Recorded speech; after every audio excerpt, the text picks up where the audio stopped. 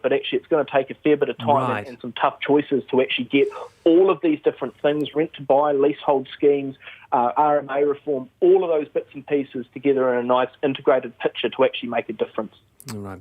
Brad Olsen, Senior Economist at Informatrix, thank you very, very much for being with us.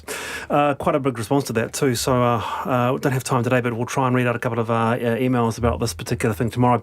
But I want to get to this though, something I've never asked a panellist before, but Mark, are you wearing shorts? I am not wearing shorts today, but I was all weekend. Do you ever wear shorts to work? Have you got a short suit? I haven't got walking shorts, but they're actually a thing. I am completely open-minded. If men want to wear walk shorts to work, then you just do that. Well, that's the piece. It's a debate between stylists and a piece on the ABC. It begins with a quote from fashion designer Tom Ford to quote, "A man should never wear shorts in the city. Shorts should only be worn on the tennis court or the beach." And a stylist from Silicon Valley says, in the tech industry, there are no rules. So he says it all depends on your work's dress code. All of my teachers wore shorts and sandals and socks. Yes, but that was the 80s. Yeah, but doesn't matter. It was Bring still back. hot. Well, I mean, they weren't hot. Don't get me wrong. Mr. Wilkins was not hot, but it was very warm in Fielding in the summer. If mom jeans can come back into fashion, those big high-waisted mom jeans and shoulder pads are back in, then men can wear shorts. No, they can't, Mark. Denying men that is sexist. They absolutely can. Yeah, Men totally. should wear shorts to work. No. Some styly walk shorts, long socks. From Newmarket. Yeah. Imagine this, Mahir. Imagine you walking in and you see a colleague with a nice blazer and tie with short shorts and walk socks. I'm okay with that. I think it's cool. It's okay, it's fine. Yeah, because I walk in and I see a colleague with a bad suit or a great suit, and so I'm imagining the guy with the great suit is going to have a great set of legs. And short suit. Have a great short suit. Big hairy legs. And you don't know. Lots of people shave their legs. They say wax, guys wax. Yeah. Have you been to the gym? Men are far no, I haven't, more... But anyway, I see them leave and go to the coffee shop and I'm like, The New Zealand man's come a long way since the 80s and and the 70s. sandals, lots of Pacifica people wear sandals. Totally. And they're lava. You should wear lava. You love a lover. There you go. That's a fair point. That's a fair point, yeah. My mate Adrian's 7 on, he wears it all over the place. Yeah, so a diversity of...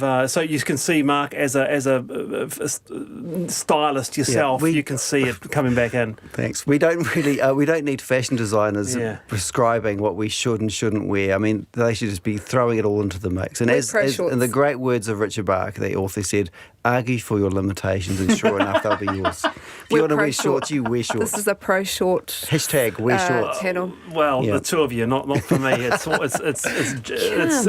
shorts to the beach, but definitely I just can't see a coyote. When kilt? Oh, look, actually, I'm yeah, but that's me being part Pacific. I can see a Sulu, a kilt, a bit of Scottish in me, but just generic shorts and walk socks. You can disgrace. Get really, really lovely linen shorts these days. Yeah, and actually, Pharrell, he wore them to the Oscars. Those did he? And that suit with short, it looked pretty good. Actually. Oh, seriously, we're talking about the cooler people here.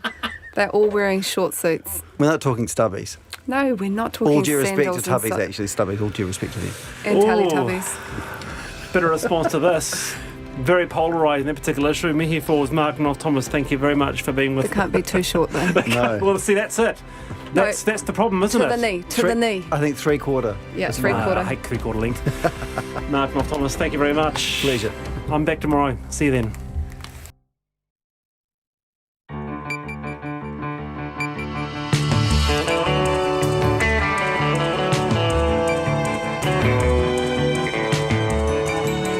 Te whakarongo mai koe ki te reo irirangi o Aotearoa. This is Checkpoint on RNZ National. I'm Lisa Owen. E haere nei, a woman describes faking being unconscious to get the Grace Millane murder accused off her so she could breathe.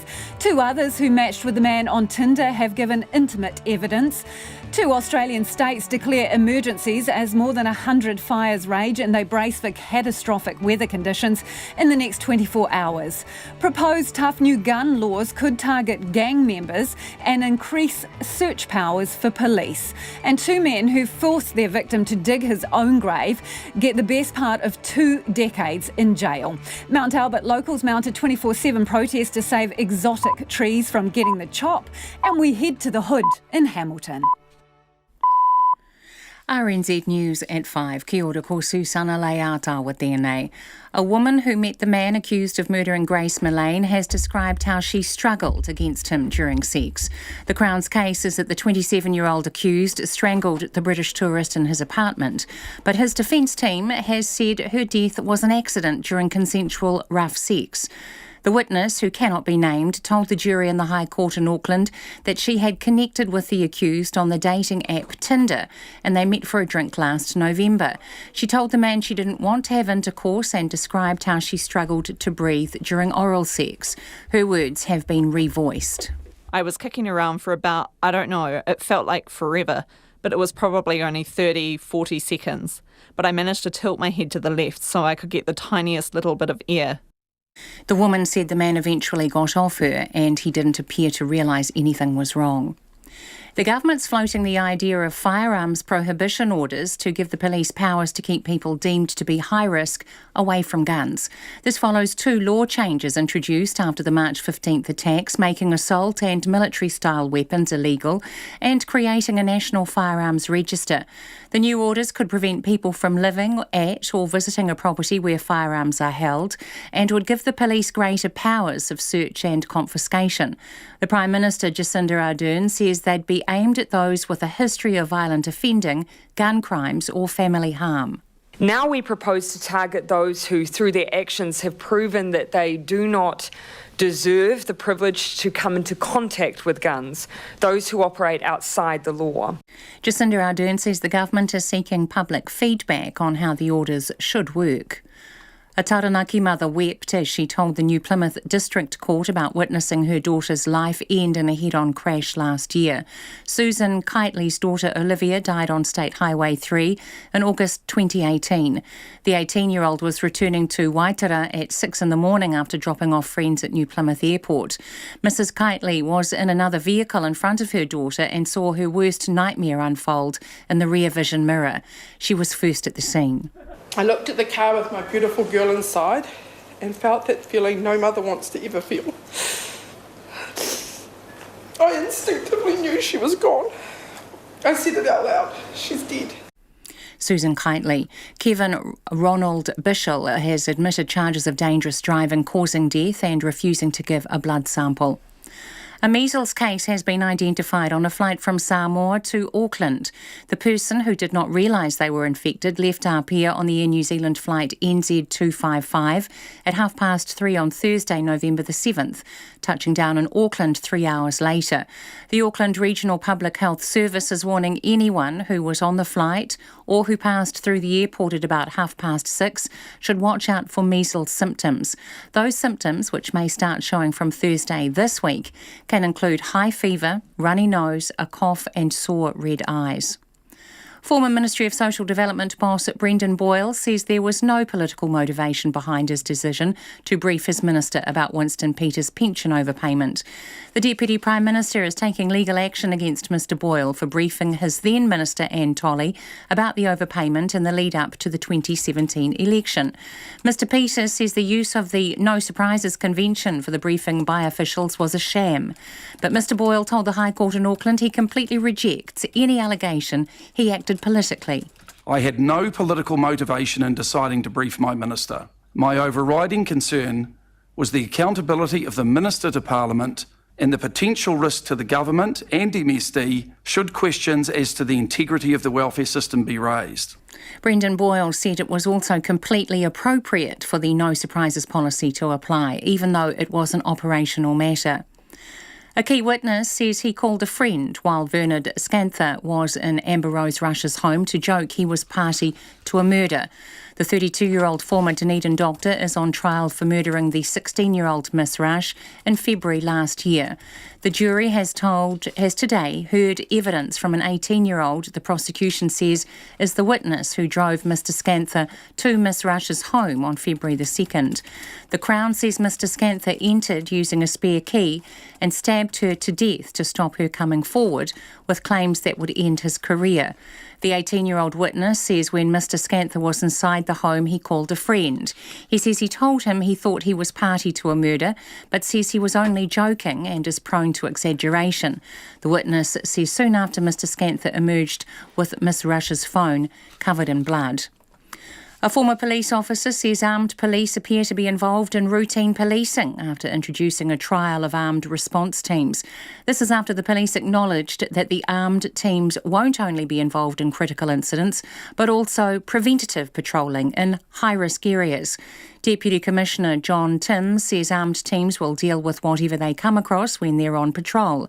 A former officer, Tim McKinnell, now a private investigator, says it seems that armed response teams are going to be involved in day-to-day policing. It raises the issue of the assurances communities have previously been given by the Commissioner that routine arming isn't something that's being considered when these ARTs appear to me to be routine armed police. Tim McKinnell. It's coming up to 6 minutes past 5. The Black Caps coach Gary Stead is philosophical about the decisions made yesterday when the 5th 2020 international in Auckland was forced into a super over. England enjoyed a thrilling win against New Zealand and 3-2 series victory. It evoked memories of the famous World Cup final between the sides earlier this year. Stead says they worked out what they thought were their best options for the super over, and the decision was made to have Tim Seifert face the first ball rather than Martin Guptill. It doesn't really matter if it's the best decision or not. No one will ever know that because it was the one decision that was made. I mean, you could play super over after super over and you get a whole lot of different situations, and they're one-off situations for us. For Tim, it's a great experience for him to go out and do it as well. And Black Caps coach Gary Stead. New Zealand Paralympians Emma Foy and Hannah Van Kampen have smashed the world record in the women's B individual pursuit at the C1 paracycling track event in Cambridge. They came in just over 3 minutes 22 seconds. Aaron Cruden will have a limited pre-season with the Chiefs ahead of his return to Super Rugby. The former All Blacks first five has signed with a Hamilton-based franchise for 2020 after 2 years in France. Chiefs CEO Michael Collins says Cruden will arrive in New Zealand next month, but won't start training with the squad until after Christmas. He's obviously done the first 3 months of the French competition. He's got a couple of weeks break over Christmas and then he's straight back into it. The Chiefs Chief Executive, Michael Collins. That's the news. A challenge to the Green Party. It's certainly been talked about for long enough, but really I think this is an attempt to destroy the Green Party. Catastrophic fires in Australia. When I was standing here hosing, look, my hair's all singed, and yeah, it was right here above. Look, it's that high. It was like the apocalypse, mate. It was like hell on earth. Cops wearing sidearms. So just driving around suburbia with guns. And of course, like the dude they pulled over was a brown dude. Big Issues, Morning Report, weekdays from 6 on air and online. Then on 9 to noon, the threat to New Zealand's surf lifesaving clubs as severe weather events and coastal erosion forces them to beat a retreat. And after 10, the inside story of Netflix with its co-founder and first CEO, Mark Randolph. Join me, Susie Ferguson, in for Catherine Ryan on 9 to noon on RNZ National. Now the short forecast from Met Service to midnight tomorrow. Northland to Waikato, including Coromandel Peninsula and Bay of Plenty. Periods of rain or showers, heavy at times, thunderstorms and hail, clearing to fine tomorrow evening. Gisborne and Hawke's Bay, rain developing tonight, possibly heavy with thunderstorms and hail north of Napier. Rain turning to showers tomorrow morning, then clearing by tomorrow night. Waitomo to Manawatu, including Central High Country, fine spells and isolated showers clearing tomorrow afternoon. Horowhenua to Wellington, also Wairarapa, Marlborough and Nelson. Rain easing to isolated showers today, then becoming fine tomorrow afternoon. Bulla and Westland, a few showers, clearing tomorrow with isolated thunderstorms inland. Canterbury, rain easing to scattered showers today, then clearing to fine tomorrow morning. Otago and Southland, fine spells increasing, isolated showers clearing tomorrow morning. Fiordland, fine today apart from isolated showers. Cloud increasing tomorrow and rain from tomorrow night. Chatham Islands, periods of rain, heavy with possible thunderstorms tonight. RNZ National. It's coming up to 5:09. Thanks, Susanna. This is Checkpoint and I'm Lisa Owen. The jury in the trial of the man accused of murdering Grace Millane has heard that he restricted the breathing of a woman he met on Tinder during sex. 3 women who met the accused on the dating app have given evidence in the High Court in Auckland today, 2 of them by audio-visual link from a separate room. They detailed their interactions with the 27-year-old man who has name suppression, including their sexual encounters with him. Our reporter Sarah Robson is covering the case and filed this report. Please note the women's evidence has been revoiced to protect their identities. And just a warning, some of what they say may be distressing to some listeners. One woman who cannot be named told the jury she first matched with the accused on the dating app Tinder in March last year. They met up for a drink, but nothing more happened until they started messaging again and agreed to meet up in Auckland CBD one late afternoon in early November. They ended up buying some alcohol and going back to his apartment where they talked for several hours. Earlier he'd been talking about how much he loved me and wanted to be with me and stuff. He walked over and he kissed me and then tried to lead me over to the bed, but I stayed sitting down. The woman said she told the man she didn't want to have intercourse, but instead gave him oral sex. It was during this that the woman said the man sat down, putting his full weight on her face. I couldn't breathe. He sat down so that he wasn't supporting any of his body weight, but he had grabbed my forearms as well, so I couldn't move my arms or breathe. The woman told Crown Prosecutor Brian Dickey she was scared. I was kicking violently. I was trying to move my arms, and he would have felt me fighting against his arms. But the woman said he didn't move. I was kicking around for about, I don't know, it felt like forever, but it was probably only 30, 40 seconds. But I managed to tilt my head to the left so I could get the tiniest little bit of air. Increasingly terrified, the woman tried something else. I decided maybe I would just try to lie completely still and limp, because then maybe he'd realise something was wrong. So I just lay there completely still, my arms just flopping. She said he still didn't move. There were so many thoughts running through my mind, but it was more that this can't be the way that I die. The woman said she started thinking about her family and her friends. She said she was scared and she didn't know what to do. She just wanted him to notice that she couldn't breathe.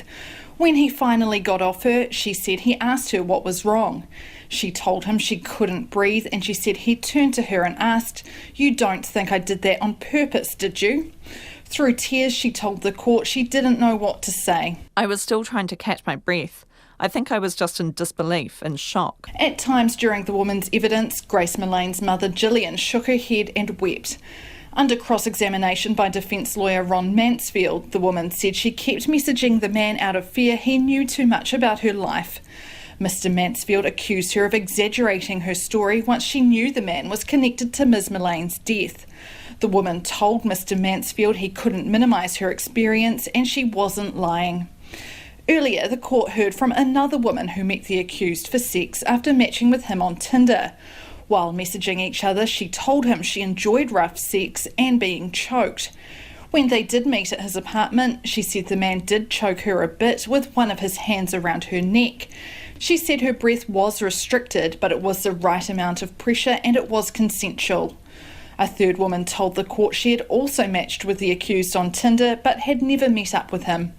She said she didn't feel comfortable meeting him after he told her he was sexually interested in feet, domination and strangulation. The trial continues. Mō te hōtaka o te ahi, ko Sarah Robson, aho.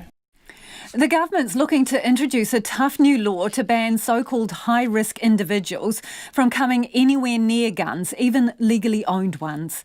A firearms prohibition order, or FPO, could be applied to anyone who has serious convictions for violence or family harm, firearms offending or gang-related activity, and would prevent them from living at or visiting a property where there are guns, even if the owner is licensed.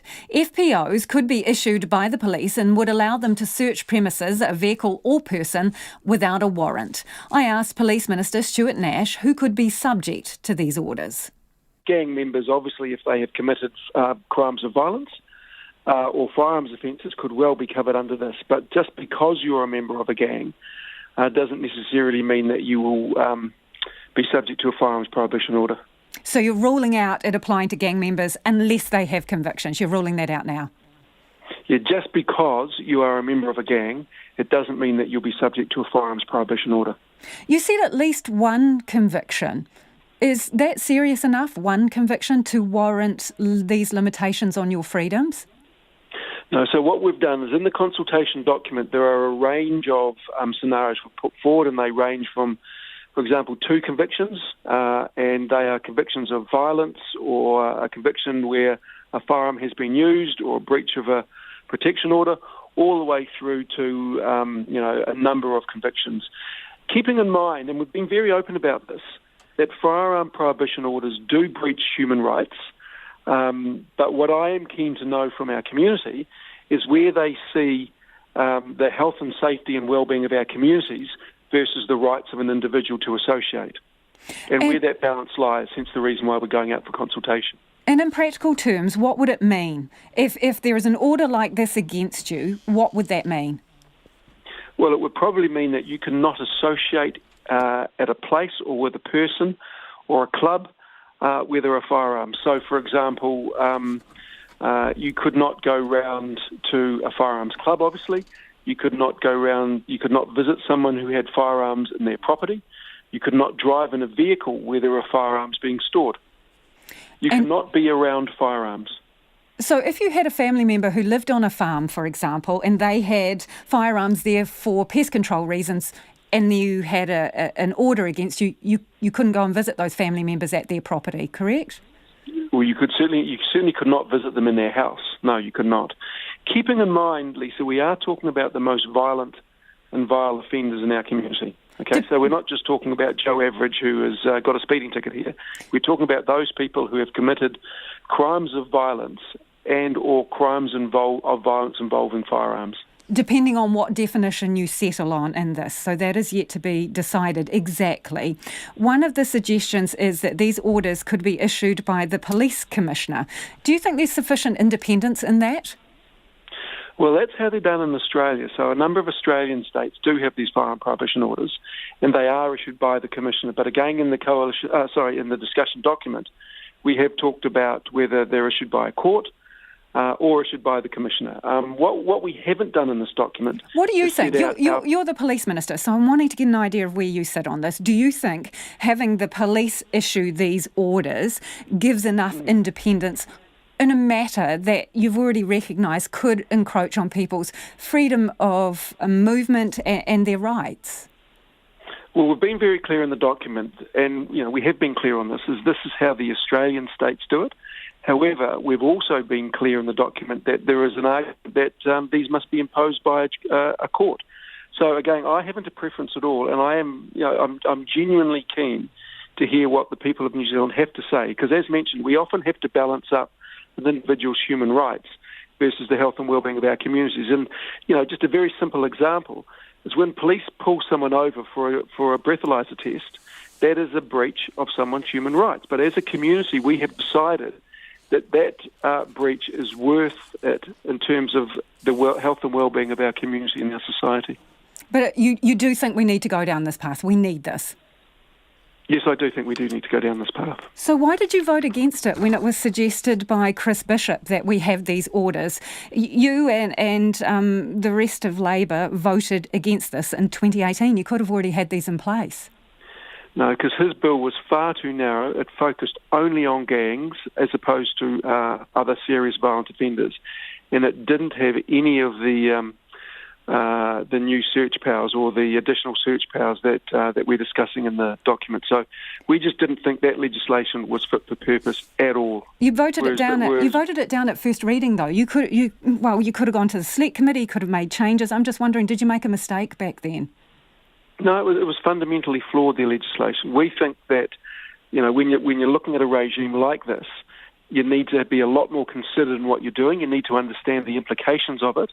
And you need to seek the advice from the communities that you serve. And I think, I think we've landed in a good place in terms of the consultation document. I am very keen to hear what members of our community do have to say, because this is a pretty big issue. And, whenever we propose something that does breach someone's fundamental rights, I think we need to understand the implications. But I'm also very keen to hear what people who aren't as close to this as I am have to say on that. But you think in this case it is worth breaching people's human rights?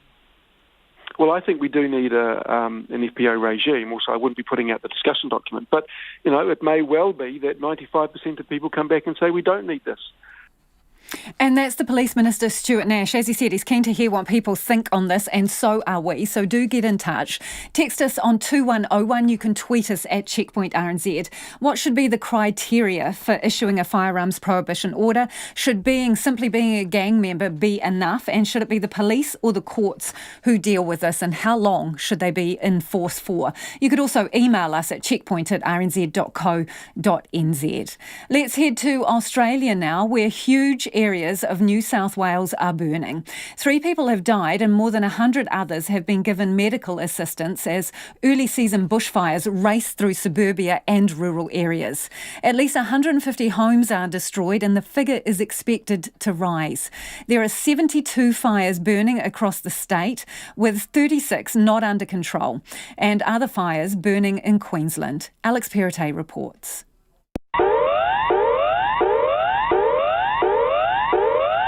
That's the standard emergency warning signal that will alert Sydney residents tomorrow of the catastrophic level of fire danger and telling people that their lives are at risk if they're in the way. The catastrophic fire danger is forecast for the Greater Sydney, Greater Hunter and the Illawarra Shoalhaven areas, an area spanning 50,000 square kilometres and housing around 6 million people. But for those in the community of Waitalaba, on the outskirts of the northern New South Wales town of Glen Innes, where it hasn't rained properly in 2 years, it was too late for warnings. As 80km/h winds hit, the dry eucalyptus trees were ignited. 69-year-old Vivian Chaplin was trying to get her animals out, but didn't survive. George Cole was discovered inside his burnt-out car just east of the town. Carol Sparks is their friend and the mayor of Glen Innes. They couldn't get away. It came on so quickly. It travelled approximately 6 kilometres in 40 minutes, burning probably about 20 homes. She says much of the community is devastated. The school, which was burnt, the fire shed, which was burnt. The community centre was relatively safe, and that's where most people went. And they're shell-shocked. They haven't got a home. My son-in-law is in North Shore Hospital with severe burns to his arms and hands. He tried to protect the person that died in the car. In Glen Innes, to the north, to the south and to the west, there's more fires approaching. So all the little villages around us are being impacted. Right, so you're not just dealing with grief at the moment, you're dealing with fear this could come back. Yes, absolutely. Tomorrow is predicted to be a very bad day for us, as is Wednesday. The state's Rural Fire Service Chief is Shane Fitzsimmons and says tomorrow's conditions haven't been seen since February 2009 during an event dubbed Black Saturday, when 173 people died and thousands of homes were destroyed. The tragedy led to the introduction of the catastrophic level of fire danger. Not only are we dealing with an extraordinary amount of fires in northeastern New South Wales and elsewhere, tomorrow we are facing some horrendous conditions. Not only have we got the catastrophic fire danger ratings being identified in the forecast for the Greater Sydney environment and the Greater Hunter region, we've got to keep in mind that right across a much broader geographic area, we will continue to have severe and widespread extreme fire danger ratings extending from the northern border of our state up around the New England, the Northern Tablelands, the Northern Rivers area, right down through the mid-coast, out through the central west areas of New South Wales, down across the Greater Sydney environment and through to the Illawarra and Shoalhaven. That is absolutely risky enough, notwithstanding the amount of fire that we're already dealing with. Under catastrophic conditions, the safest thing you can do is not be in an at-risk area.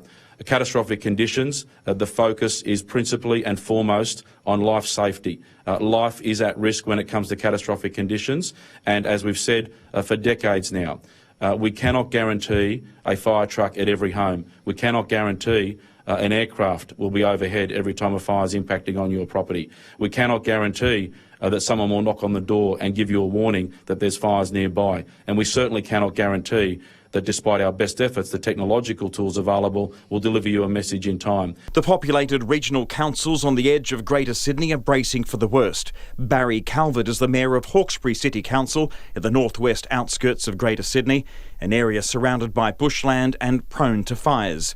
He says the area has been lucky so far, but tomorrow that luck might run out.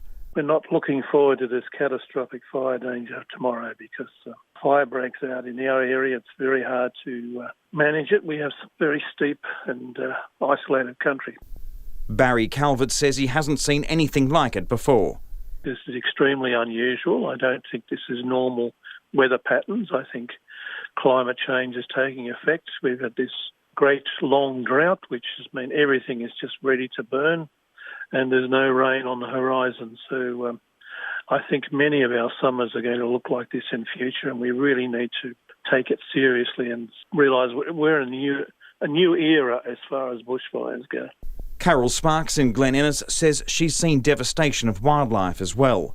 The kangaroos, the lizards, the goannas, the birds are all, I've seen them lying dead on the ground, and we've got no water in our rivers and creeks.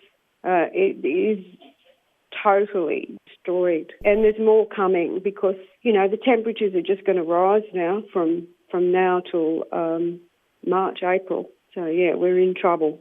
The state's Premier Gladys Berejiklian has been out visiting towns and is carrying one message for tomorrow. If you're told to evacuate, please do so. If you're told to take certain actions, please do so.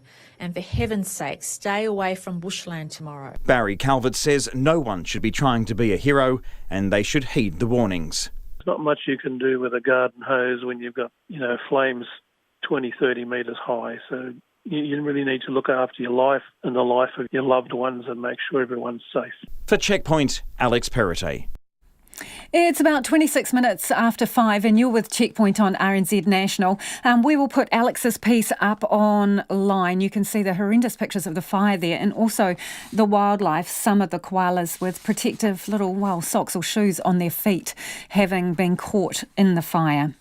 Let's head down south now. The trial of a former Dunedin doctor accused of murdering a teenage girl entered its second week in the High Court in Dunedin today. Vinod Scantha is accused of stabbing 16-year-old Amber Rose Rush to death. The Crown says to stop her coming forward with career-ending claims of impropriety. The Crown's witness, an 18-year-old who the Crown says drove Mr Scantha to the scene of the murder, took the witness stand today. Our Otago Southland reporter Timothy Brown has been following the case and joins us now. Good evening, Timothy. Well, what has this witness told the court? Good evening, Lisa. What this witness provided us was a reasonably extensive synopsis of what took place on the night and then the 2 days following the night that Amber Rose was murdered. He said that his part in this started when he alerted Vinod Scantha, who he calls Vinny, to a social media post by Amber Rose in which she had made disparaging and inflammatory remarks about Vinod Scantha. He says a short time later he received a phone call from Vinod Scantha saying he was coming to pick him up. At this point, the friend thought he was simply going to go to Vinod's house and spend some time hanging out with him. However, when Vinod arrived to pick him up, he told him that he was going to be driving and that he was to drive him to Amber Rose's home in the Dunedin suburb of Corstorphine. He says on the way there that Vinod told him he had a master plan. Now, at this stage, he thought Vinod had been drinking. He didn't really know what he was talking about. He wouldn't elaborate on what that master plan was. But then he asked for directions to Amber Rose's bedroom. The witness says he pulled over a short time later and drew directions to Amber Rose's bedroom on his dashboard. When they arrived at the property, he parked around the corner, as apparently the car had quite a distinctive and loud noise coming from its muffler, so he didn't want that to alert anyone in the address because they may recognise that vehicle's sound. He says Vinod then entered the house using a spare key, which he provided the location of. At this point, he called a friend and jokingly said that he was being involved in a murder. He said he didn't think that was ever going to take place, and he thought Vinod was simply going to go and confront the teenager, tell her off, I guess. However, a short time later, Vinod came back out. He had the teenager's cell phone, which he then put down on the pavement and attempted to break. The witness wound down the window a little bit to say, what are you doing? Amber is going to be so upset with you. and then Vern got in the car. That's when he realised the cell phone was covered in blood and that Vern had a knife, which was also covered in blood. He then drove to various locations around Dunedin to dispose of evidence, and then they went back to Vernon's house to clean up before going to Vernon's former girlfriend's house in Balclutha. They spent that night there as well as the following night, and on the Saturday, February the 3rd, Vernon had suggested having a bonfire in the backyard. There, the witness was present as they disposed of a number of items, including Vernon's bloodied clothes and Amber Rose's driver's licence. So what can you tell us about this particular witness? Well, any detail that can identify him is suppressed at an order of the judge. His name, his voice, anything. That's because he was a minor at the time of the crime. But he did tell the court today that he met Amber Rose after briefly dating a good friend of hers back in 2016. He thinks that they met about mid-2016 when Amber tagged along with this friend to their date. Now, the pair only dated for 2 days but remained good friends, and the friendship with Amber Rose blossomed from there. He then met Vernon Scanther the next year through a mutual friend. He thinks this was in mid-2017. And then he was responsible for introducing Vernon Scanther and Amber Rose to each other. This occurred at a party that he hosted at Vernon's house. He said the three spent time together on several occasions, though it wasn't a regular thing. But he says that he wasn't aware of the falling out that occurred between Amber Rose and Vernon until the anger exchanges started making their way online sometime in February last year.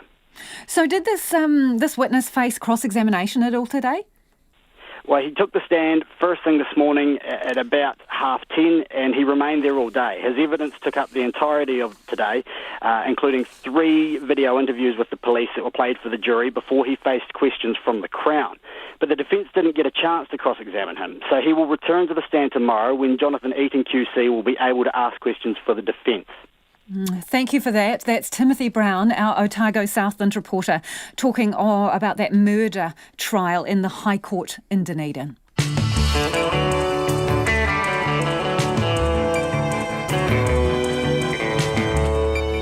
And coming up on Checkpoint on RNZ National, the State Services Commissioner denies his beehive briefing on Winston Peters' superannuation payment was politically motivated. Protesters vowed to stick at the entrance of Auckland's Ōwairaka Mount Albert 24/7 to prevent the felling of exotic trees. And the people who will never give up on Hamilton's Hood. We'd love to hear from you about anything you've heard on the program so far this evening. Text us 2101. You can tweet us at Checkpoint RNZ or flick us an email, checkpoint@rnz.co.nz. Let's get to Susanna now with the headlines. A woman who met the man accused of murdering British tourist Grace Millane has described how she struggled to breathe due to his actions during oral sex. The Crown's case is that the 27-year-old accused strangled Ms Millane, but his defence team has said her death was an accident during consensual sex. The witness has told the jury at the High Court in Auckland she went to the accused's apartment after connecting on Tinder. The government is proposing firearms prohibition orders that would give the police powers to stop high-risk people from coming anywhere near guns. It follows 2 other law changes introduced after the March 15th mosque massacre in Christchurch. The new orders could prevent people from living at or visiting a property where firearms are held and give the police more powers of search and confiscation. The mother of 18-year-old Olivia Kitely, who died in a head-on crash on State Highway 3 in August last year, wept as she told the New Plymouth District Court about witnessing her daughter's life end. Susan Kitely was in another vehicle ahead of her daughter and saw the collision in the rear vision mirror. Kevin Ronald Bishel has admitted dangerous driving, causing death and refusing to give a blood sample. The former MSD head Brendan Boyle has denied any political motivation in briefing his then Minister Anne Tolley about Winston Peters' pension overpayment. The Deputy Prime Minister is taking legal action against Mr Boyle, saying the use of the No Surprises Convention for the briefing was a sham. But Mr Boyle told the High Court in Auckland it was completely appropriate for the policy to apply, even though it was an operational matter. Former police officer Tim McKinnell says it seems the armed response teams currently being piloted are going to be involved in day-to-day policing. The police have acknowledged the armed teams won't be involved only in critical incidents, but also preventative patrolling in high-risk areas. Deputy Commissioner John Timms says armed teams will deal with whatever they come across when they're on patrol. Those are the latest news headlines from RNZ National. Our next news and weather update is at 6. Thanks, Susanna. And if you've just flicked on the radio or the tally, this is Checkpoint and I'm Lisa Owen. Let's get to business now with Madison Reedy. Hi, Madison. Hello. So, a dental company, sharp intake of breath at the mere mention of dental, ouch, is the latest to be subject to a takeover offer. What can you tell us? So this is Abano Healthcare. Now they're listed on the New Zealand Stock Exchange. And if you don't know much about Abano, you'll probably definitely know the name of their popular chain, dentistry chain in New Zealand called Lumino the Dentist. So they own that. They also own Maven Dental Group in Australia. Now it's been in takeover talks behind the scenes quite secretly here for about the past 6 months. Now it actually did tell me today that at some stage over that period it had as many as 20 potential parties showing interest in buying all or part of the company. Now 2 of those interested buyers did comprehensive due diligence on Abano, which is where they look at their books in detail and decide if they actually want to buy it. Now, the winner between those 2 was decided over the weekend by Abano's board of directors. Now, they chose a firm called Bidco. Now, Bidco is a sort of investment vehicle that's been formed by 2 foreign private equity companies. One is the Australian private equity firm BGH Capital, and the other is, interestingly, a Canadian pension fund, actually the Ontario Teachers Pension Fund. So they've joined forces here and they want to buy all of the shares in Abano for $5.70 each. That values the total market value of Abano Healthcare at 150 million New Zealand dollars. Now that's a 63% premium on the value of Abano when talks actually started at the end of June. Now we should say that this sort of deal is actually a scheme of arrangement, not a fully fledged takeover, so it requires court and regulatory approval because they're obviously foreign bidders here as well, and shareholders will get to have their say on this. They obviously have to approve it, so they'll get to vote on this deal at a special meeting probably early next year. A lot of money in dental, it would seem. A lot of money in teeth. Yep, let's get on to retail spending. So that's fallen. Is that interesting at this time of the year? You kind of, your expectation is it would be going in the reverse direction, really? Well, it depends. I mean, one could argue that people, haven't started their Christmas shopping yet. I have not. This is a sad reminder for me that I need to begin. But then also one could guess that people are starting to save their dosh in the lead up to Christmas. I mean, this sort of retail spending typically always peaks in December when people just go crazy buying, food, champagne and presents as well. So this is the official figures on electronic card spending. So this is your credit cards and your EFTPOS cards here. Now that fell 0.6% in just the month of October. Now that's the first monthly drop that we've actually seen in 4 months. Now the biggest falls in spending were in durables, which are things like furniture and appliances. There was also a significant drop in consumables, which is food and liquor. One could also guess that maybe too many people were doing sober October, and that could have contributed too. But we should say that we are still seeing a lot of spending for the year. Annual growth is still up 1.6%, and we, for the month of October, spent $5.8 billion at the shops. Wow, that is a lot of coin. What else has been happening on the market today? The NZX Top 50 Index, that closed up 1/3% tonight. So that's a rise of 43 points to close at 10,919. Abano's share price, that rose 18% today to close at $5.42. So investors liked that one. The New Zealand dollar, that's buying at 63.5 US cents, 92.6 to the Australian and 49.6 British pence. Thanks, Maddie. Madison Reedy with our business update. The State Services Commissioner says he absolutely rejects claims he acted politically by briefing his minister about Winston Peters' superannuation payment, and not even his family knows what his politics are. The Deputy Prime Minister is taking legal action against Peter Hughes, former Ministry of Social Development boss Brendan Boyle, and 2 former national ministers for allegedly breaching his privacy. In the heat of the 2017 election campaign, the ministers were briefed that Mr Peters had been overpaid his pension by nearly $18,000 over 7 years due to an error on his application. Mr Peters says the use of the no surprises policy for briefing ministers was a sham, something Mr Hughes completely denied at the High Court in Auckland today. Political reporter Yvette McCullough was there and filed this report.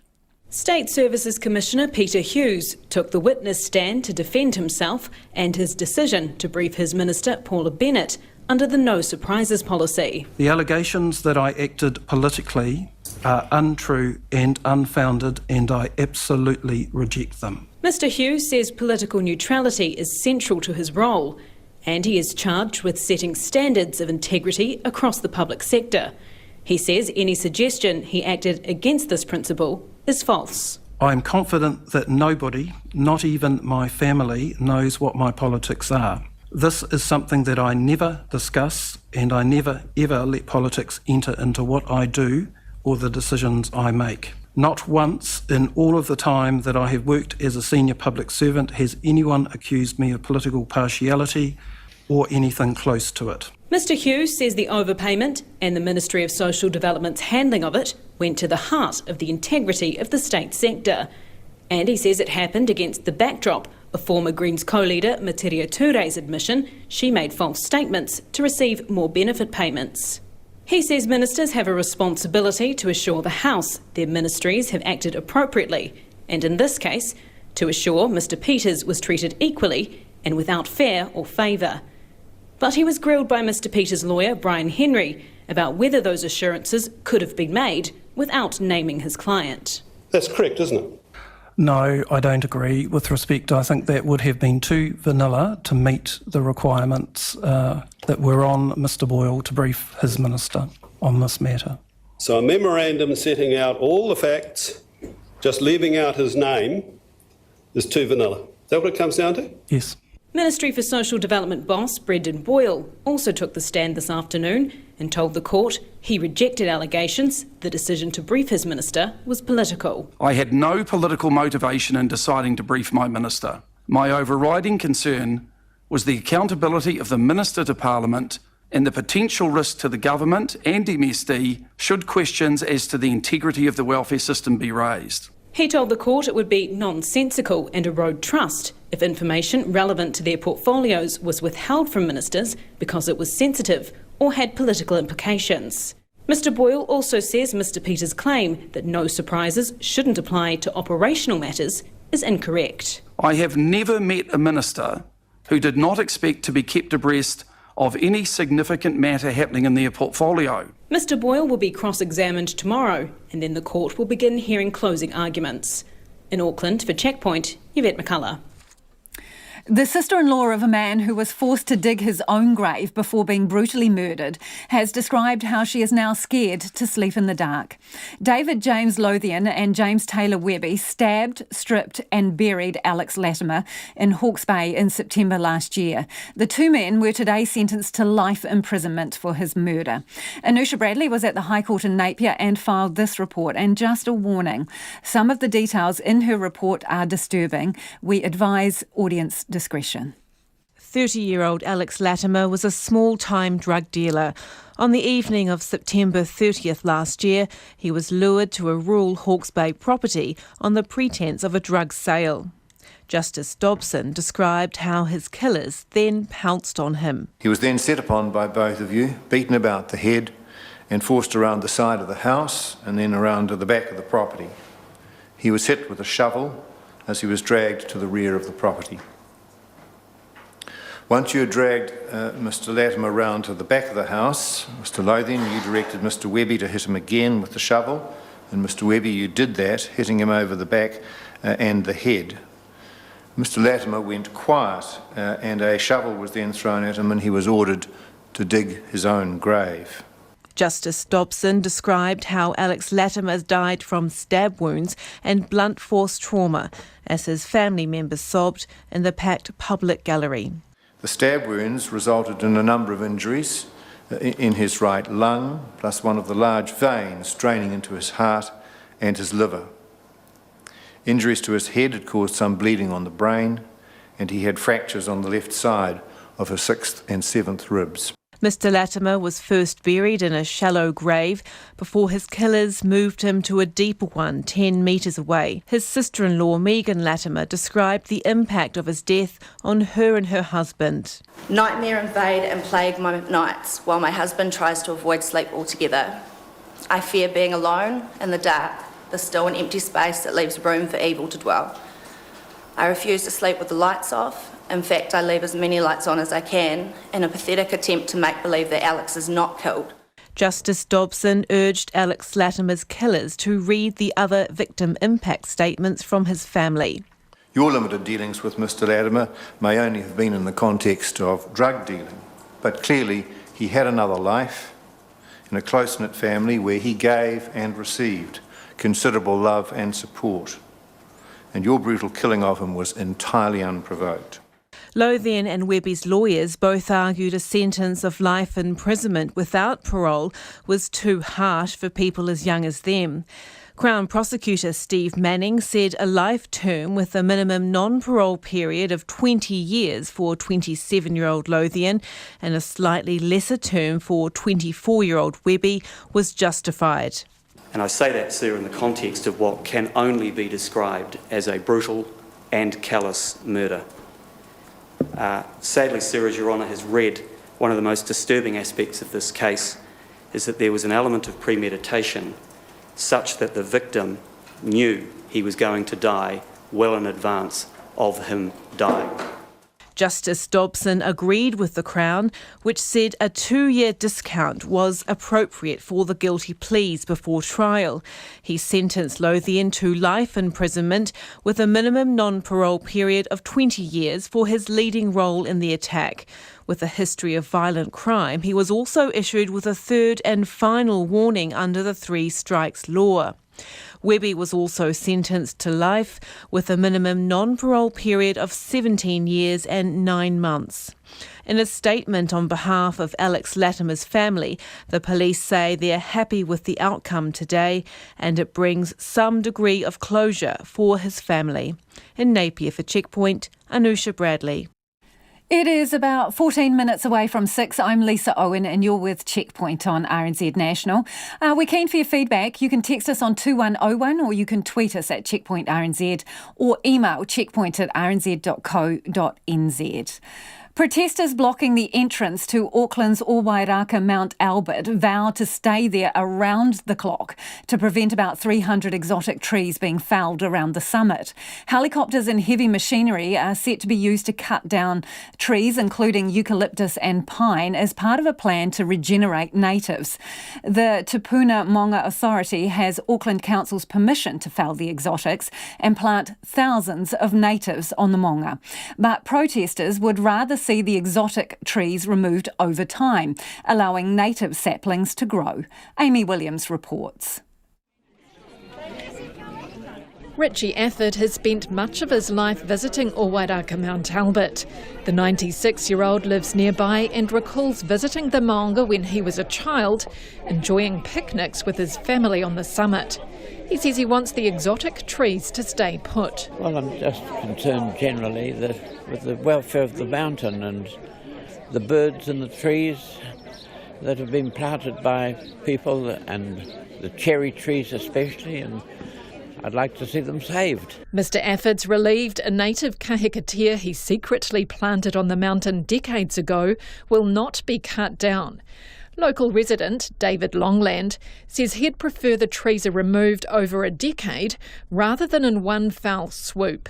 He's among protesters on a rotating roster to block the entrance this week. I'm going to be here every morning for as long as it takes, and I'll be up here in the middle of the night if I have to be. So, yeah, I'm here for the long haul. Beth Wood has lived in Mount Albert for almost all of her 84 years and joined the protest to save the trees. It's always been a special place. I've lived all my life, except for about 3 or 4 years in Mount Albert. My father was mayor for over 12 years after Andy Anderson. My husband was on the council for 27 years before his death, and it is his birthday today on the 11th of the 11th.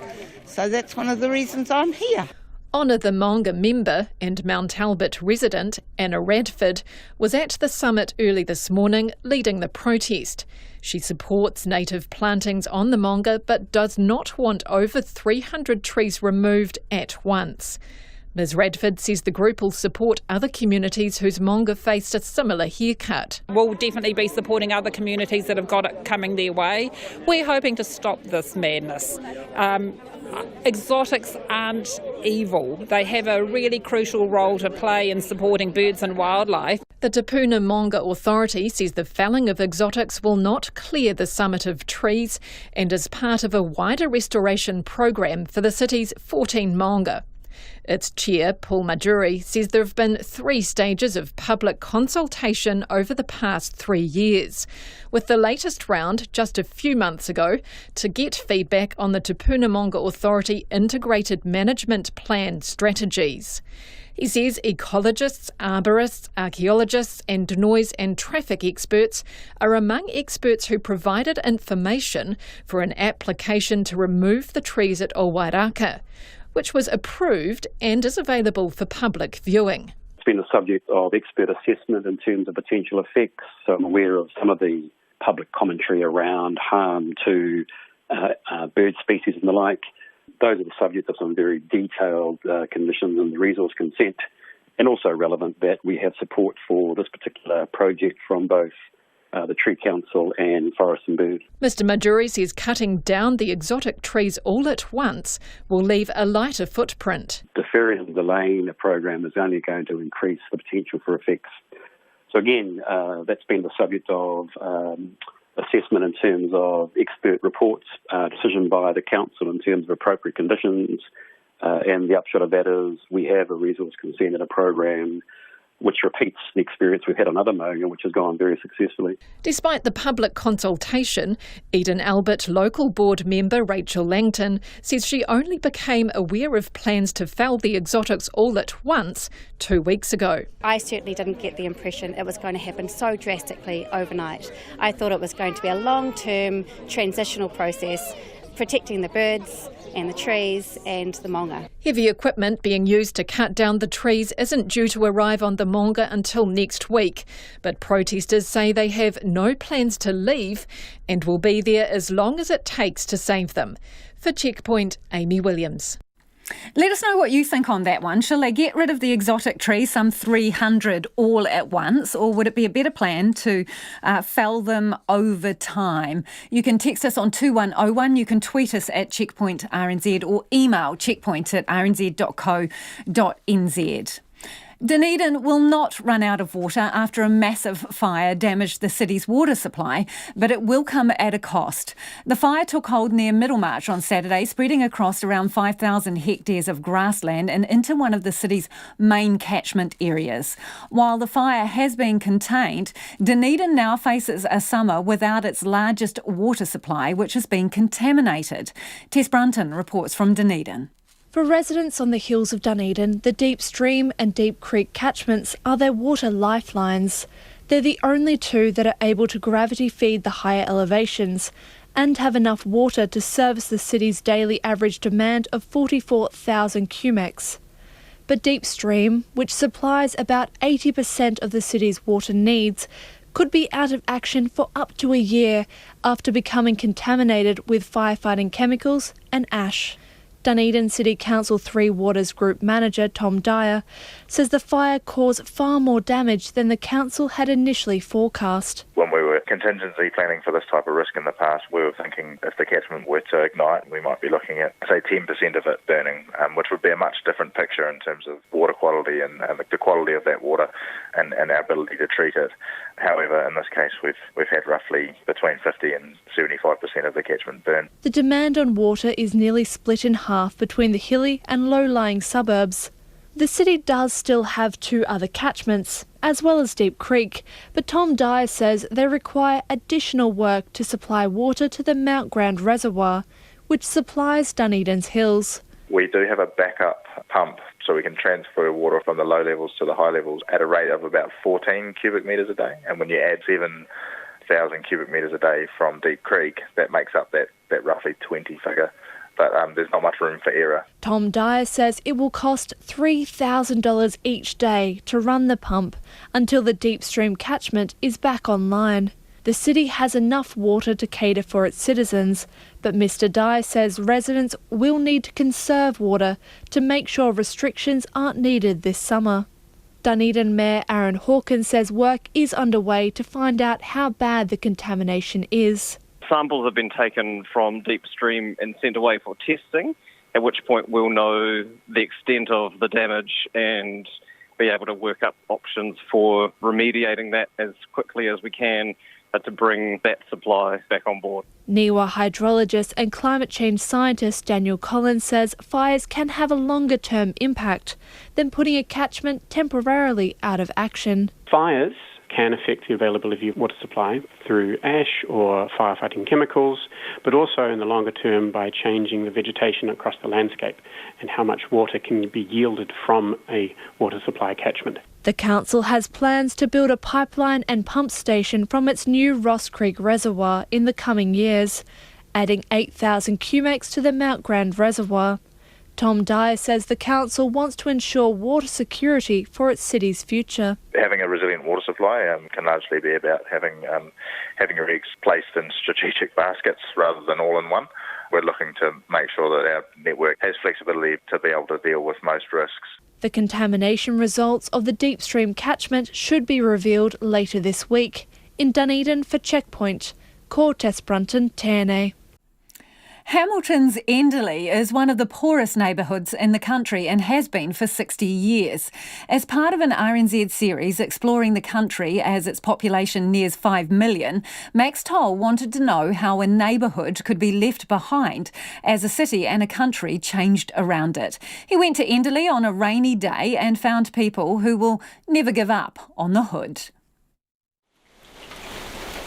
Oh yeah, a lot of whānau. As you get older, you kind of start to see your community in a different way. You know, you start thinking about how we used to live in the papakoinga sense of the thing. You had the marae there, the dining room, you had the chapel, and then you had the whānau living there, all on one site. For 50 years, Annie Williams has lived in Enderley, known locally as Poets' Corner because its streets are named after writers like Shakespeare and Keats. She knows everyone, and everyone knows her, and she'll probably never leave. Yet, Annie isn't oblivious to the suburb's problems. 9 of her 12 children have moved to Australia to escape its poverty and find a better life. They started going away because it was poor living. The poverty's still there. Yeah.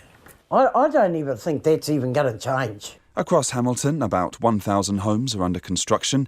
A new $2.1 billion expressway is being built that will connect the city with the Bombay Hills, while a $3.3 billion inland port will create about 11,000 new jobs. Yet in Poets' Corner, there are empty, decaying homes and overgrown sections where 2-storey state houses were demolished more than a decade ago. The suburb has always had one of the largest concentrations of state housing in the country. Charlotte Retty has lived in the same home on Byron Road since 1962. It is just a horrible circle of nothing's changed, essentially.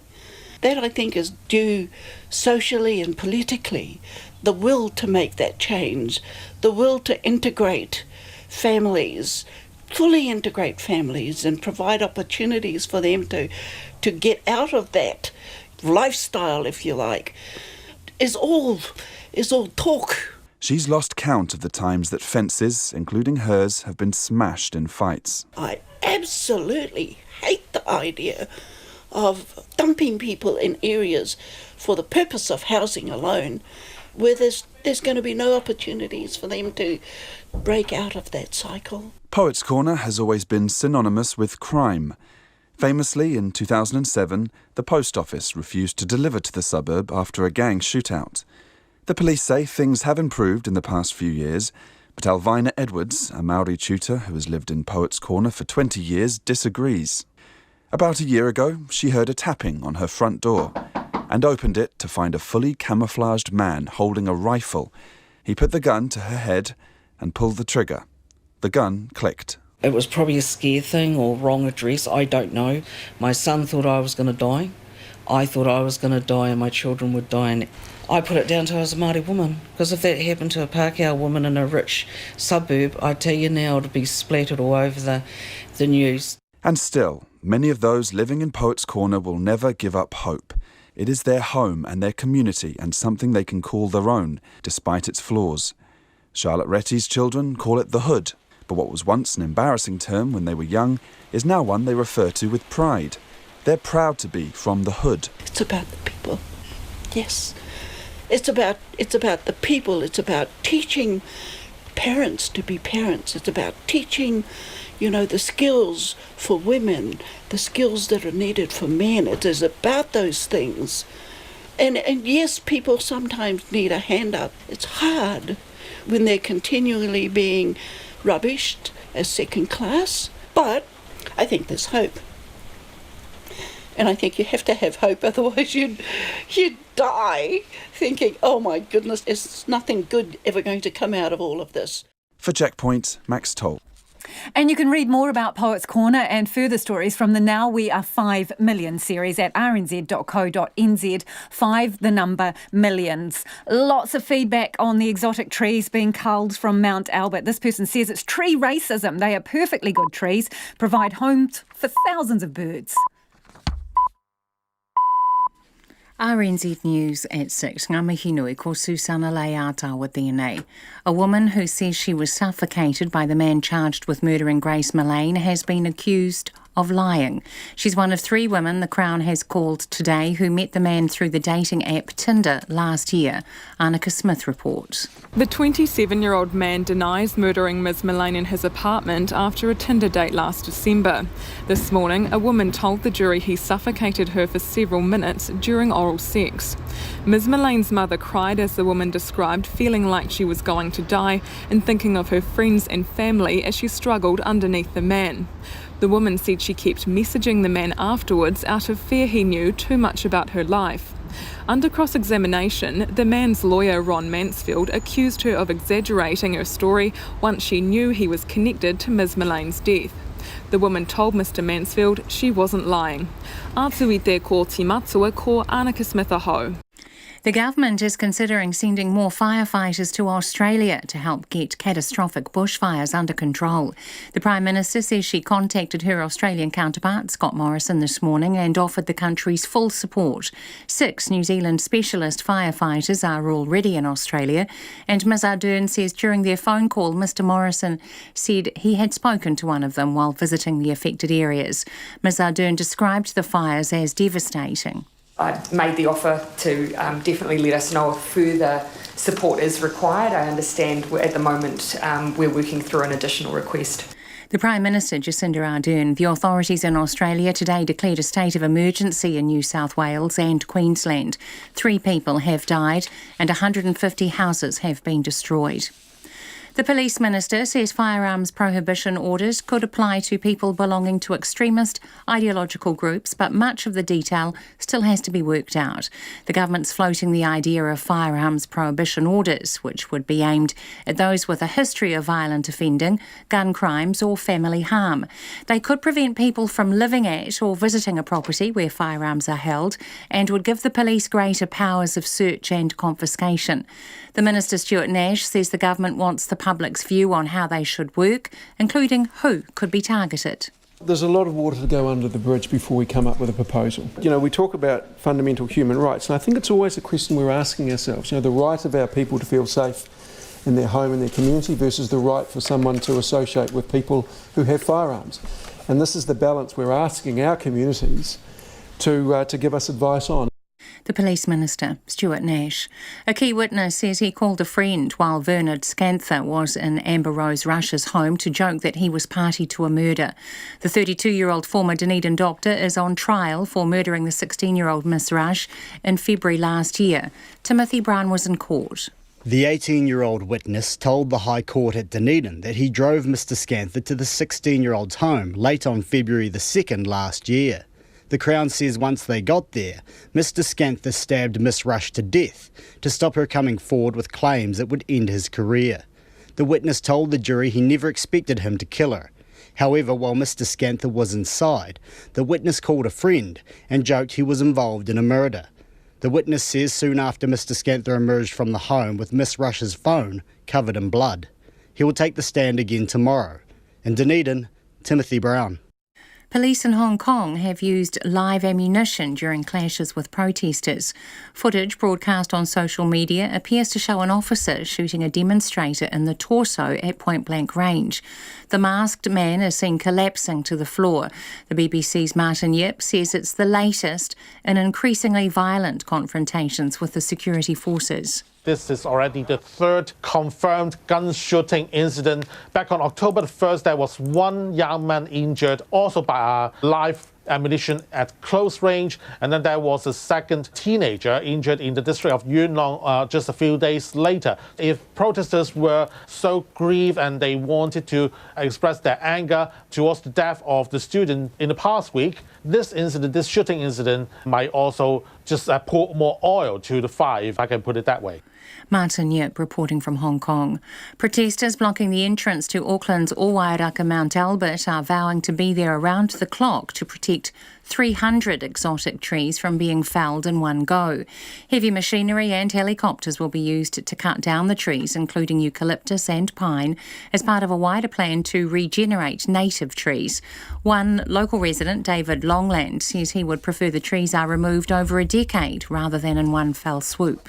I'm going to be here every morning for as long as it takes, and I'll be up here in the middle of the night if I have to be. So, yeah, I'm here for the long haul. David Longland. Heavy equipment to cut down the trees isn't due to arrive on the maunga until next week, but protesters don't plan on leaving until the trees are saved. The Maunga Authority says one of its priorities is managing exotic species and reintroducing indigenous flora and fauna. It's 6:05. Double Olympic gold medalist Hamish Bond admits the men's single sculls seat was tempting, but he's confirmed he's sticking with the rowing 8 as they aim for next year's Olympics. There was speculation he might consider a crack at the single sculls seat, held over the past 3 seasons by Robbie Manson. But Bond says that would have been a push even for him. The single, although it is a tantalising carrot, I think given the Olympics are only a few months away, although I'd always back myself, I think that might be one stretch too far. Hamish Bond. The Black Caps coach Gary Stead is not dwelling on decisions made yesterday when the 5th T20 International in Auckland was forced into a super over. England enjoyed a thrilling win against New Zealand and a 3-2 series victory. Stead says they worked out what they thought were their best options, and standing captain Tim Southey put his hand to bowl the super over. In the end, Tim said, no, I'm going to do it, and stood up and did the job. So, again, really fine margins. I mean, he got hit for 6 twice in the over, and the other ones went for 1s, and I thought were really good balls. And you get away with going for perhaps 10, it might have been a different situation. Black Caps coach Gary Stead. The first test of the summer is on Friday week. New Zealand Paralympians Emma Foy and Hannah van Kampen have smashed the world record in the women's B individual pursuit at the C1 paracycling track event in Cambridge. They came in at just over 3 minutes and 22 seconds. That's the news. November 1979, a DC-10 left New Zealand on a sightseeing trip to Antarctica. And the inquiries and intrigues that followed would last for years. It is the greatest scandal in New Zealand's history. White Silence is the new podcast from RNZ and Stuff. You can subscribe at Apple, Spotify, or listen tomorrow night, just after the 9 p.m. news, during Nights with Brian Crump on RNZ National. Now the short forecast from Met Service to midnight tomorrow. Northlands to Waikato, including Coromandel Peninsula and Bay of Plenty. Periods of rain or showers, heavy at times with thunderstorms and hail. Clearing to fine tomorrow evening. Gisborne and Hawke's Bay, rain developing tonight, possibly heavy with thunderstorms and hail north of Napier. Rain turning to showers tomorrow morning, then clearing by tomorrow night. Waitomo to Manawatu, including Central High Country. Fine spells and isolated showers, clearing tomorrow afternoon. Horowhenua Whenua to Wellington, also Wairarapa, Marlborough and Nelson. Rain easing to isolated showers today, becoming fine tomorrow afternoon. Bulla and Westland, a few showers, clearing tomorrow with isolated thunderstorms inland. Canterbury, rain easing to scattered showers today, then clearing to fine weather tomorrow morning. Otago and Southland, fine spells increasing, isolated showers clearing tomorrow morning. Fiordland, fine today apart from isolated showers. Cloud increasing tomorrow and rain from tomorrow night. Chatham Islands, periods of rain, heavy with possible thunderstorms today. RNZ National, it's 6:08. Thanks, Susanna. This is Checkpoint and I'm Lisa Owen. 3 women who met the man accused of murdering Grace Millane on Tinder have given evidence today in the High Court in Auckland. The 27-year-old man, who has name suppression, denies the charge and his trial is into its second week. The jury heard details of the women's interactions with the man and their sexual encounters. Our reporter Sarah Robson is covering the case and joins me in the studio. And just a warning, some of the details may be distressing to some listeners. Sarah, so we have heard from, in particular, one of these women who spent several hours giving her evidence today. What has she told the court? Yeah, this woman who we aren't allowed to name, we weren't allowed to record her voice, and actually gave evidence via an audio-visual link, so she didn't appear in the courtroom. She told the jury that she had met the accused on Tinder back early last year in about March. Now, they'd met up for an initial drink, sort of hadn't messaged subsequently to that until they reconnected again in October last year on Tinder. Now, in early November, the pair met up in the CBD. She said it was meant to be for a drink and they ended up going back to his apartment. They ducked out, grabbed some alcohol and headed back upstairs. She told the court that the pair of them had been talking for several hours, normal conversation, talking about life, what was going on. She said she did much of the talking and he had kept asking her questions about her life and what she did. Now, at one point, she told the accused that she did not want to have intercourse, but instead she did give him oral sex. Now, this is where the details do get explicit, yes. So it was during this that he ended up putting his full weight on top of her and she was unable to breathe. She said she was scared, she was kicking, trying to get him off her because she was having such a struggle breathing. And just to be clear, you mean his full weight on her face? On her face, yes, that is correct. She told the court that she's a fairly fit person, so he would have felt the force of her fighting back against him. At one point, she decided this isn't working. She was getting increasingly terrified. She thought, oh my God, is this how I'm going to die? She ended up just deciding to go limp, and she thought that if she went limp, he would possibly realise that something was wrong and he would get off her. Now, she kept going for a further period, and eventually when he did get off her, he asked her what was wrong, and he didn't sort of realise the extent to which she had been struggling breathing, and she told the court that his response to that was chilling, and it's something she continues to think about, and eventually she was able to get out of his apartment. Just before we move on to the questions that she might have faced from the defence, again, is this in the same apartment that Grace Millane went to? Yes, this is the same apartment in the City Life Hotel where we do know that Grace Millane died sometime on the night of December 1st and 2nd. Yes. Okay, so this woman would have already also faced questions from the man's defence lawyer, in this case Ron Mansfield, was it, asking the questions? Yes. Yeah, so what was he asking of her? Mr Mansfield spent a lot of this afternoon combing through about 708 text messages that the woman and the accused had exchanged between the 2nd of November, so around the time that they met up, and the 3rd of December. Now, Mr Mansfield was asking this woman and pressing her quite hard on why she kept texting him back. She said that she feared that he knew too much about her life. She was worried about what might happen if she just let him go cold turkey. Mr Mansfield also suggested that perhaps she had been exaggerating her story about what had happened that night in her apartment once she knew that he was connected to Ms Millane's death. She hit back against that, saying that Mr. Mansfield could not minimise her experience, and she insisted that she was not lying. Mr. Mansfield pressed her again on her story and asked whether she was in fact pursuing a relationship with the accused man, and she had to change her story once he was facing a charge in court. She told the jury that she was ashamed and embarrassed about what had happened. She was embarrassed that she had put herself in that unsafe position in the man's apartment. Mm.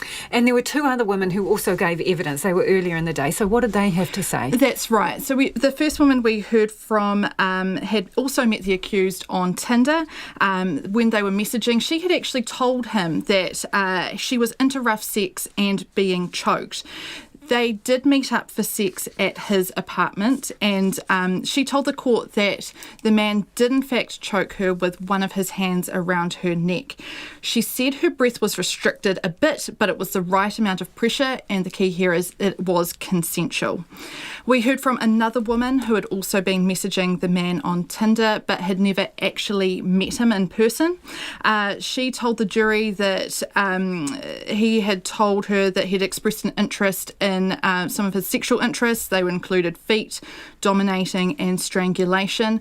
He had actually messaged her or called her on the 3rd or 4th of December. So this is after Ms. Millane had died. And the woman told the court that he'd wanted to go out on a date with her and was trying to arrange that. But she said she wasn't keen because of what he had told her previously. There'll be a lot of people who are covering or following this very closely. Sarah, do we have an indication of what evidence is going to be called tomorrow? So the first woman I spoke about earlier, she is actually back on the stand tomorrow morning to finish her cross-examination. She actually broke down in tears when she realised this afternoon that she would have to come back and face further questions. We're about halfway through the Crown's witnesses so far. We're still to hear from the pathologist, who the Crown has told us previously will give evidence about the cause of Ms. Millane's death. Right. Thank you very much. That is Sarah Robson, who is covering that trial, the murder trial in the High Court in Auckland. A former cop says armed officers are getting involved in routine policing after introducing a trial of armed response teams. Video footage from Hamilton has revealed an armed unit pulling over a car in suburban Hamilton, which was linked to dishonesty crime. Police later said it was not a regular roadside stop and the man had been known to have firearms and was arrested for breaching conditions without incident. The new armed police units were rolled out last month in a trial to cut down response times to serious incidents, but they're also being used in preventative patrolling in high-risk areas, not just responding to critical call-outs. Jordan Bond reports. When the armed police teams were announced a few weeks ago, they were pitched as a complementary measure to the initial frontline response for critical incidents. However, the police now say they'll deal with whatever they come across when they're on patrol. Tim McKinnell, a former police officer and now private investigator, says it seems that armed response teams are going to be involved in day-to-day policing. It raises the issue of the assurances communities have previously been given by the Commissioner that routine arming isn't something that's being considered when these ARTs appear to me to be routine armed police. Mr McKinnell says the teams appear to have a lot of discretion in what they respond to, which is where the unconscious bias that the Police Commissioner has acknowledged tends to creep in.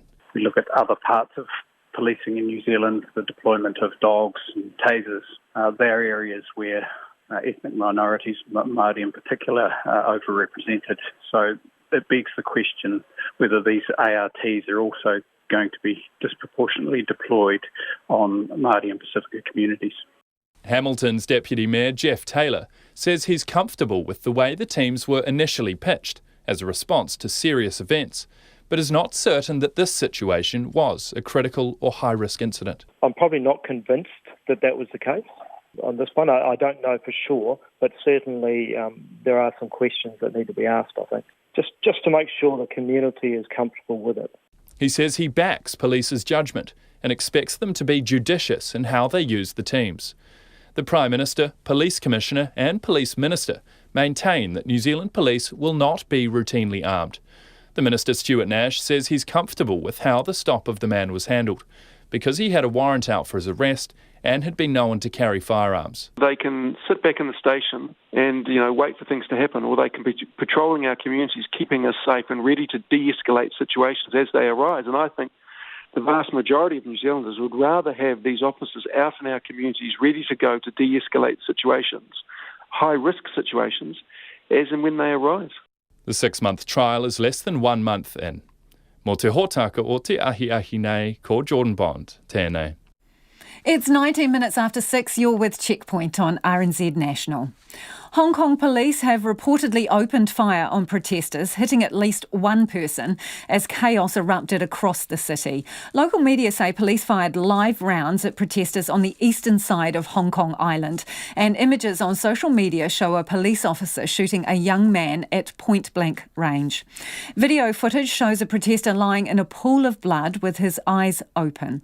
Today's violence comes after a student died in hospital last week following a high fall from a car park as protesters were being dispersed by police.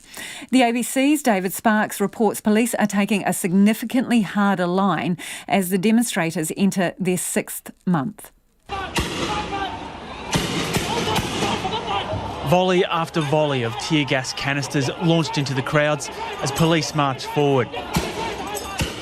It was the 24th straight weekend of protests in Hong Kong, and last night's unrest was another reminder of the fury that remains among anti-Beijing protesters.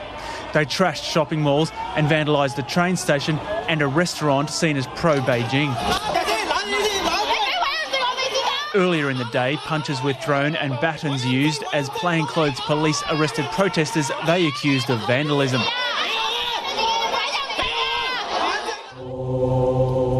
There's also been displays of grief. A memorial was held for 22-year-old Charles Silok, a student who died in hospital after a high fall during a protest. Speaking at the service, this woman says the protesters will not back down. We are hopeless, we are restless, but we won't give up. Of course, we want to see this movement ended in harmony or in justice. But perhaps there's a long way to go. We don't know yet, but we will hang in. We will hang in. Protesters are angry about what they see as meddling by Beijing to curtail freedoms in the former British colony, freedoms which are supposed to be guaranteed by the one country, two systems policy. China denies interfering and has blamed Western countries for stirring up trouble. Beijing's ambassador to the United Kingdom, Liu Xiaoming, issued this warning. The UK has no sovereignty, jurisdiction or right of supervision over Hong Kong, citing the Joint Declaration as a justification for irresponsible remarks and interference in Hong Kong's affairs has no valid ground. The chaos in Hong Kong is taking its toll on a society that's been divided by the issue. These residents want the protests brought to an end. I was born in Hong Kong and have been living here for decades. I've never seen such a chaos, especially such damage they've caused to infrastructure. The economy has suffered a heavy loss. We must support the government and give more support to the police. 7 pro-democracy Hong Kong lawmakers are expected to appear in court today on charges of obstructing a meeting of the local assembly in May. Protesters have called for a general strike today and are demanding an independent inquiry into police tactics. And that's David Sparks reporting. The New South Wales government has declared a state of emergency ahead of tomorrow's extreme catastrophic conditions. It comes as communities in the state's north come to terms with what's become a devastating and fatal few days. At least 150 homes have been destroyed and 3 people have died. Dozens of fires are still burning across New South Wales and Queensland, with thousands of people evacuated, amid huge concern over tomorrow's predicted high winds and hot temperatures. Tomorrow marks the first time the Sydney region has faced a catastrophic warning since the fire danger rating was established, and authorities are concerned the fires could even reach as far as the outermost suburbs of Sydney. The ABC's Thomas Oreti reports. This could be as bad as it gets. The Sydney region, including the Blue Mountains and the Central Coast, is preparing for tomorrow's catastrophic conditions. And it comes as the state is already grappling with a bushfire crisis. The New South Wales Premier, Gladys Berejiklian, has declared a week-long state of emergency beginning today. I want to assure the people of New South Wales that this is a precautionary stance. This is to make sure that we leave no stone unturned to keep our communities safe tomorrow. A precaution it may be, but we don't see a declaration like this every time the region experiences a bushfire. In fact, it was last made in October 2013. We want to ensure that the lines of authority are clear tomorrow. We also want to ensure that we're doing everything we can to keep life and property safe. The declaration allows powers to be transferred from the New South Wales Government to the Commissioner of the state's Rural Fire Service. That gives the RFS the ability to control and coordinate government resources, close roads, order the shutdown of essential utilities, and enter or take possession of property. David Elliott is the state's Minister for Police and Emergency Services. This is a tool that governments very, very rarely use, but it is a tool that is necessary. The people of New South Wales have the right to know that we as a government will be providing every financial and operational level of support to the Rural Fire Service to get us through what potentially could be the most dangerous bushfire week this nation has ever seen. The catastrophic fire danger warning was first introduced 10 years ago, but this is the first time it's been declared for the Sydney region. So, why now? Well, for one, temperatures are set to soar into the mid to high 30s. Combine that with higher winds and next to no humidity, and the risks are high. RFS Commissioner Shane Fitzsimmons says there's one key piece of advice. Under catastrophic conditions, the safest thing you can do is not be in an at-risk area. Catastrophic conditions, the focus is principally and foremost on life safety. And even outside the Greater Sydney area, he says communities should be on alert. We will continue to have severe and widespread extreme fire danger ratings extending from the northern border of our state up around the New England, the Northern Tablelands, the Northern Rivers area, right down through the mid-coast, out through the central west areas of New South Wales, down across the Greater Sydney environment and through to the Illawarra and Shoalhaven. It comes after a devastating few days for communities in northern New South Wales. 3 people have died, at least 150 homes have been lost, including one belonging to Glen Innes resident David Peters. The ceiling started burning above me in the corner, and I thought, oh, gee, I better put that out, and I did. And then I turned around, and the other corner was burning as well in the ceiling, so I put that one out. I got that one out, and then I looked back to the previous corner, and it was alight again, so I decided then, I'm not going to be able to cope with this at all. Further north in Bora Ridge, it's been a tough weekend for Doug Wood. We went down to save. I live next door to my parents. We saved Mum and Dad's house and the people across the road's house, but we couldn't save ours. And the crisis isn't confined to New South Wales. There are now about 50 fires burning across Queensland, with firefighters working to contain blazes in rural bushland areas from the far north of the state, south to the New South Wales border. Thomas Oriti reporting. Meanwhile, Fire and Emergency New Zealand is warning people to prepare for an increased risk of fires over summer. The fresh warnings come as bushfires ravage the Australian states of New South Wales and Queensland. And Alicia Foon has more. The earlier than usual start to the fire season in Australia and New Zealand has not escaped the notice of emergency services and farmers. With summer fast approaching, people are being urged to be vigilant of increasing temperatures, winds and drier soils. Fire and Emergency spokesperson John Rasmussen says while Australia's unusually dry conditions are far worse than New Zealand's, there is still an increased fire risk here.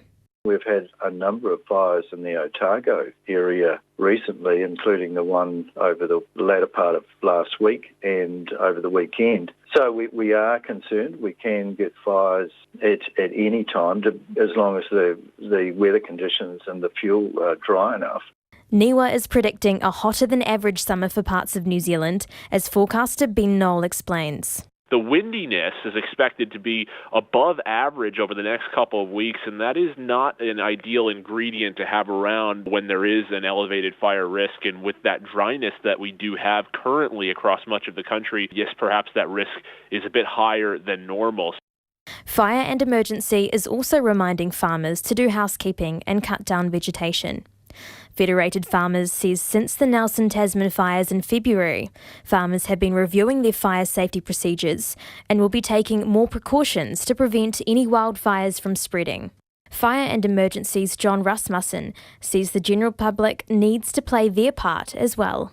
If they're wanting to light a fire, whether it's a fire in the open air, whether it's a barbecue or a controlled burn, they need to know what the fire conditions are, what the forecast is, and they need to know what the fire season is.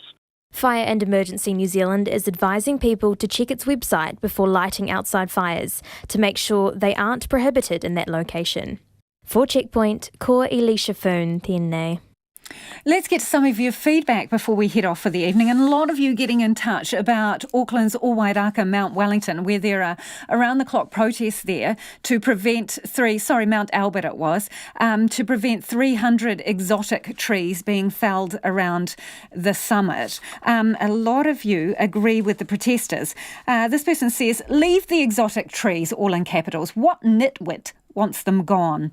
Another person says, keep the trees as long as possible. Why cut them all down in one fell swoop? Terrible idea, because some of the protesters are saying that they should get rid of the exotics over time so that new trees have time to grow. Sue says, fell them over time, of course. They're there to offer shelter for birds until the newly planted trees grow. This person says, I think as the trees are mature, they should be left in situ or culled over time with native plantings going in. We need all the trees we have and more with forests burning. Cindy says, keep the exotics. They support bird life and prevent erosion. They don't prevent the plantings of mostly natives for the future. Love all trees, says Cindy. And Claire says, definitely fell the trees gradually, if at all. This is PC gone mad. I'm a great nature lover. And she says, this is the time where birds nest.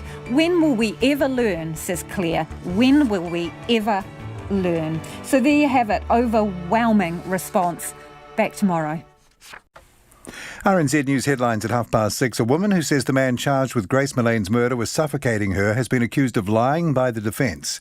The government says its proposed firearms prohibition orders would target those with a history of violent offending and could apply to members of extremist groups. The Prime Minister says more firefighters may be sent across the Tasman to help fight catastrophic fires raging in New South Wales and Queensland, and protesters blocking the entrance to Wairaka Mount Albert in Auckland are vowing 24-hour action to protect 300 exotic trees from being felled. Our next news at 7. Take the pulse of the day's news every weeknight at 10. And I've always used the media, so I'm quite... I don't find you people too scary. Live with local, national and international stories and some music with your news. Steely Dan is what comes to mind when I think yacht rock. What, you play it on the yacht? You play it on the yacht. Or you have a yacht.